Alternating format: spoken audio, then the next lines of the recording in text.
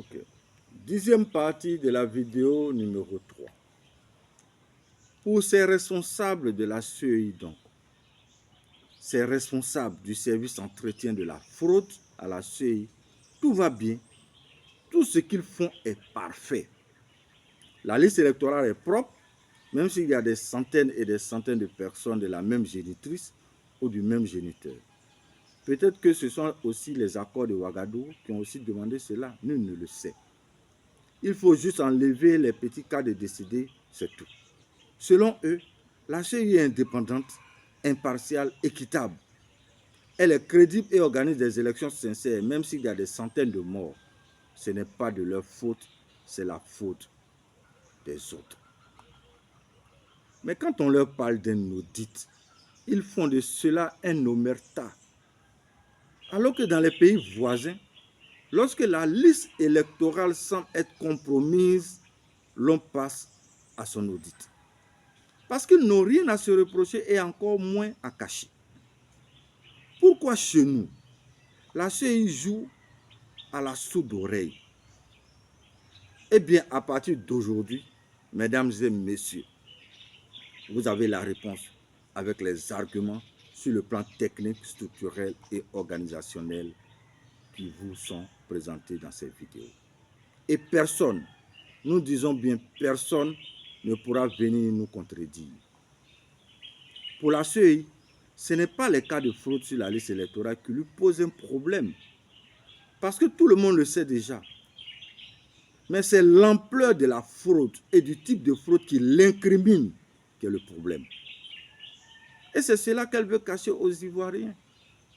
Et nous sommes prêts à une confrontation professionnelle et technique avec les techniciens de la CEI ou de IDEMIA sur ces cas de fraude. Nous allons démontrer de façon logique, raisonnable, professionnelle et technique la part de responsabilité grave de ces deux entités dans cette fraude. Sinon, la méthodologie d'approche la plus logique et raisonnable, après avoir fait un travail et qu'on reconnaît qu'il y a eu des erreurs, c'est de passer à une correction avant de reconduire la même opération. Ainsi, nous aurons une liste électorale propre avant d'engager cette nouvelle RLE 2024. Et c'est cette approche, fort heureusement, qui a été choisie par la direction de la CEI en initiant des rencontres avec les autorités compétentes en vue de purger les cas de décédés qui sont sur cette liste électorale. Mais qu'en est-il des autres cas à problème aussi nombreux que cela puisse paraître?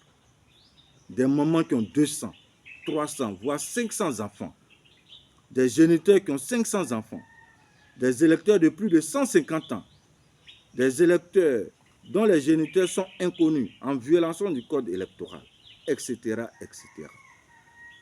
Qu'en est-il de ces cas dont le total avoisine les 2 à 3 millions de personnes douteuses, même pas douteuses, fraudeuses sur la liste électorale? La CEI n'en parle même pas, alors qu'elle n'a jamais démenti officiellement ces incohérences non plus. Et elle s'apprête à augmenter le nombre de fraudeurs sur cette même liste électorale.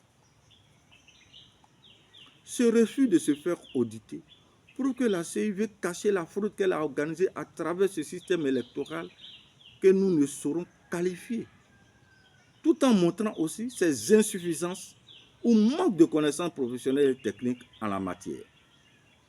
Tout cela est confirmé par ce rapport technique que nous venons de vous présenter dans cette série de vidéos.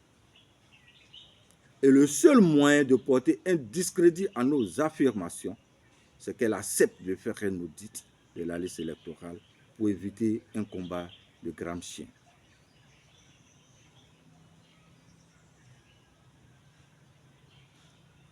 Quittons plutôt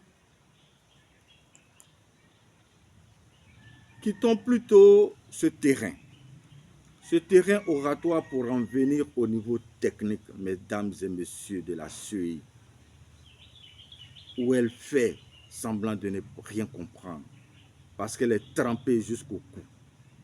Il y a des experts en la matière qui seront disposés à le faire gratuitement même. Ça sera leur contribution pour la cause électorale commune. La nation ivoirienne leur sera reconnaissante.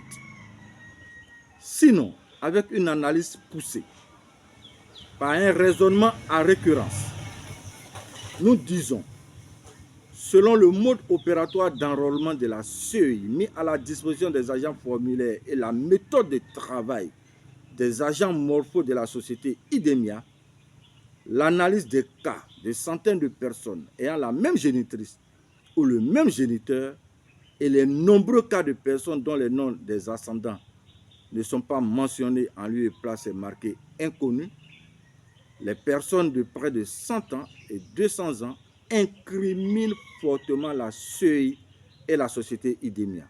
Il n'y a aucun doute là-dessus. Nous le disons, nous insistons et persistons en tant qu'experts en la matière, à moins que les responsables de la CEI jusqu'au plus haut sommet viennent s'expliquer afin de nous porter la contradiction. Comment est-il possible d'avoir des cas pareils sur la liste électorale définitive sans être complice? Ce n'est pas possible.